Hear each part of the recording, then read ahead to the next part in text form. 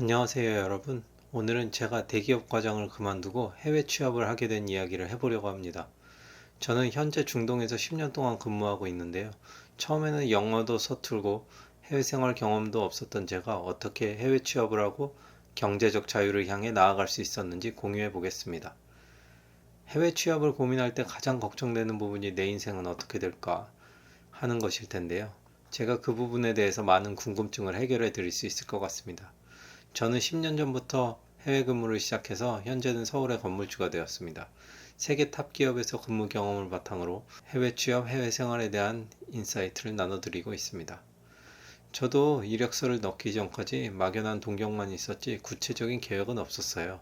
10년 전 외국 회사 리크루팅을 한다는 소식을 듣고 이력서를 제출했고, 전화 스크리닝, 이력서, 면접 이런 것들은 영어로 모두 진행되었지만 국내 기업과 크게 다르지 않았습니다. 오히려 압박 면접 같은 질문은 없었고요. 실제 근무 환경에서도 이거랑 비슷한 것 같아요.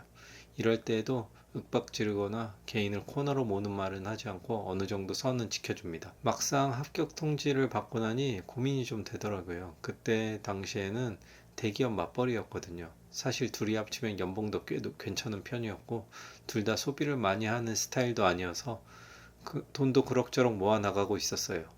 그런데 둘 다 대기업을 다니면서 출산도 하고 육아도 하다 보니까 너무 바쁘고 맨날 피로에 찌들어 살았던 것 같아요. 대기업 과장이라는 게 실무를 가장 많이 챙길 때다 보니까 업무량도 정말 많았거든요. 그리고 경제적으로는 대기업 맞벌이 한다고 해서 형편이 나아지지는 않더라고요. 당시에 전세가가 계속 상승하던 시기였는데 2년마다 저축한 돈 다 모아서 집주인에게 갖다 주기 바빴어요. 계산기를 두드려 보니까 오히려 해외로 가는 편이 실수령액이 좀 더 많더라고요. 그리고 경제적으로도 나아질 수 있는 기반을 마련할 수 있을 것 같았어요. 그 외에도 아이들 영어 문제도 해결할 수 있는 환경이라는 게 정말 매력적으로 보였고요. 그래서 고민 끝에 한국에서 맞벌이를 그만두고 해외로 떠나기로 결심했습니다. 한 4, 5개월 정도 한국에서 신변을 정리하고 비행기를 타러 가는데 순간적으로 두려움이랑 걱정이 확 밀려오더라고요. 정말 마음이 무겁더라고요. 내가 잘할 수 있을까? 가족들을 데리고 가는 게 맞나? 이런 생각이 들었습니다. 좋은 기회니까 놓칠 수도 없지만 굳이 이렇게까지 해야 되나 하는 생각이 들더라고요. 다행히 주변에 한국 분들이 있어서 금방 의지가 되었어요. 회사 생활은 적응 기간이 좀 필요하긴 했지만 업무가 어렵거나 한 것은 없었어요. 저는 사실 한국에서 회사 다닐 때도 업무 자체에는 자신이 있었습니다. 오히려 제가 보기에는 한국에 더 뛰어난 실력자들이 많았어요. 다만 한국에서는 제가 쌓아올린 기반이 있으니까 전폭적으로 믿어주는 부분이 있어서 업무만 열심히 하면 되었었는데요. 여기에서는 그런 믿음이 없다 보니 중간중간 못 믿어하는 눈치 같은 게 있었습니다. 그래도 여기서도 1년, 2년 시간이 갈수록 기반이 쌓이게 되면서 저에 대한 믿음도 점점 쌓여 나가더라고요. 어디 가나 사람 사는 곳은 비슷비슷하다고 생각해요. 다만 그 보이지 않는 벽, 소위 유리천장이라고 하는 부분도 똑같이 있고요. 오히려 한국에서는 저는 좀 덜 느꼈던 것 같아요.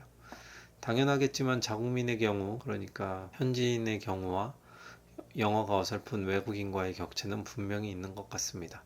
하지만 제 목표는 경제적 자유였기 때문에 큰 문제는 아니었어요. 무엇보다도 좋은 점은 야근도 별로 없고 근무 시간도 정시에 끝나기 때문에 뭔가 추가로 하기에 정말 좋은 환경이라는 거예요.